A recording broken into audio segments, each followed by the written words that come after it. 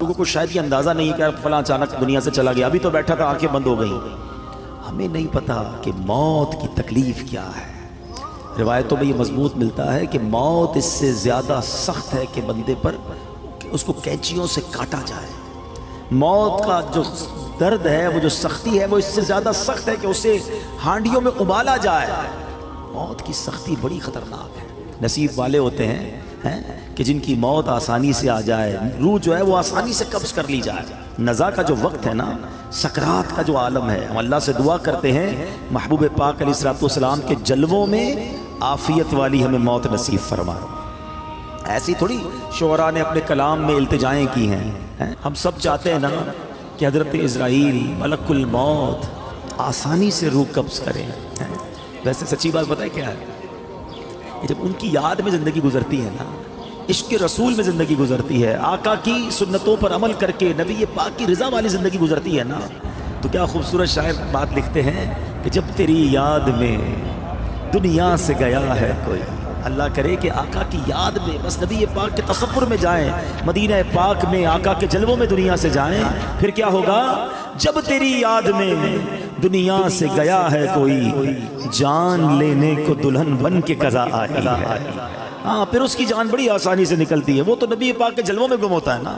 تو اللہ کرے کہ موت کے وقت آقا کا جلوہ نصیب ہو جائے۔ لیکن کام کیا کرنا ہے اس کے لیے؟ کثرت سے درود پاک، چلتے پھرتے اٹھتے بیٹھتے۔ نہیں پڑھتے لوگ درود، فضول باتوں کے لیے گھنٹوں پڑے ہیں۔ درود پاک زبان پر بہت تھوڑا، آج ہی چیک کر لو نا، اپنے آپ کو چیک کر لے، آج پورے دن میں کتنی بار درود پڑھا ہے۔ ٹائم نکالا کرو، تسبیح جیب میں رکھا کرو۔ کہتے ہیں نا، درود پاک اور ذکر الہی کرنے کے بہانے ڈھونڈا کرو۔ جہاں موقع ملا تسبیح نکالی شروع ہو گئے۔ تسبیح نہ بھی ہو تو پڑھ سکتے ہیں، لیکن تسبیح یاد دلاتی ہے، اس لیے میں کہہ رہا ہوں اللہ کرے کہ میری بھی عادت بن جائے، آپ کی بھی عادت ہو جائے، اور ہم بس کثرت سے اللہ اور اس کے حبیب کا ذکر کرتے رہیں، فضول باتوں سے بچتے رہیں، اور ہماری زبان اس مبارک ذکر میں تر ہو جائے۔ بڑی پیاری التجا امیر اہل سنت کی ہے، مل کے آقا علیہ الصلوۃ والسلام کی بارگاہ میں عرض کرتے ہیں۔ آج جس موضوع پر میں نے کچھ مدنی پھول پیش کرنے ہیں، یوں سمجھیے اس کا آغاز تو درود پاک کی اس فضیلت سے ہی ہو چکا کہ جو سکرات کا وقت ہے، جو موت کی سختیاں ہیں، کیا ہم اسے یاد رکھتے ہیں؟ یہ ایک ایسی حقیقت ہے کہ جسے ہم بھول جاتے ہیں۔ زندگی میں ایسے زندگی گزار رہے ہوتے ہیں کہ جیسے مرنا ہی نہیں ہے۔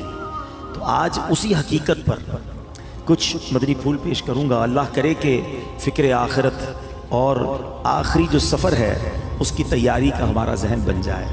حجت الاسلام امام محمد بن محمد غزالی علیہ رحمۃ اللہ الوالی لکھتے ہیں، بنی اسرائیل میں ایک بڑا مغرور شخص تھا، ایک بند کمرے میں تھا۔ بڑے لوگ ہوتے ہیں نا، ان کے کمروں میں ہر کسی کو آنے کی اجازت نہیں ہوتی، گارڈز آگے سیکرٹری، اجازت کے بغیر کوئی نہیں آ سکتا۔ اور ان کو اس بات پر بعض اوقات بڑا غرور بھی ہوتا ہے، فخر ہوتا ہے کہ میری ٹیریٹری میں کوئی پیر نہیں رکھ سکتا۔ اچانک کمرے میں ایک شخص داخل ہوا، اس مغرور شخص نے زور سے چلا کر کہا، کون ہو؟ کیسے آ گئے میرے کمرے میں بغیر اجازت؟ تمہیں پتہ نہیں میں کون ہوں؟ میں اس واقعے کا خلاصہ عرض کر رہا ہوں۔ تمہیں اجازت کس نے دی میرے کمرے میں آنے کی؟ تو کہتا ہے کہ مجھے اس گھر کے مالک نے اجازت دی ہے، اور میں وہ ہوں جسے کوئی روک نہیں سکتا۔ مجھے بادشاہوں سے بھی اجازت لینے کی ضرورت پڑتی نہیں، مجھے کسی کا دبدبہ ڈرا نہیں سکتا، اور نہ ہی مجھ سے کوئی بچ سکتا ہے۔ اور جب یہ باتیں سنی نا، اس مغرور شخص نے، جس کا اسٹائل ہی الگ ہوتا تھا، جو بڑے چلا کر بڑے غصے میں لوگوں سے باتیں کرتا تھا، اب اس کا جو غصہ ہے وہ نیچے آ گیا۔ اب ہے کون یہ تو بتائیں، کہیں آپ ملک الموت تو نہیں؟ اللہ اکبر۔ اب حضرت ملک الموت نے کہا، ہاں میں ملک الموت ہوں، مجھے کوئی دروازہ نہیں روک سکتا، مجھے کوئی گارڈ، مجھے کوئی کر و فر کہیں بھی جانے سے نہیں روک سکتا۔ اب وہ کہتا ہے کہ حضور تھوڑی سی مہلت مل سکتی ہے، اگر آپ میری روح قبض کرنے آئے ہیں تو کچھ دن، کچھ گھنٹے تو دیجئے نا، مجھے تو پتہ ہی نہیں ہے، مجھے کچھ توبہ کرنی ہے، کچھ نیکیاں کرنی ہیں، کچھ نیک اعمال کرنے ہیں۔ اب ملک الموت نے فرمایا کہ تمہاری سانسیں پوری ہو چکی ہیں، اب تمہارا وقت اینڈ ہو چکا ہے۔ تو کہا اچھا پھر یہ تو بتائیں، اگر میری روح قبض کریں گے تو مجھے لے کر کہاں جائیں گے؟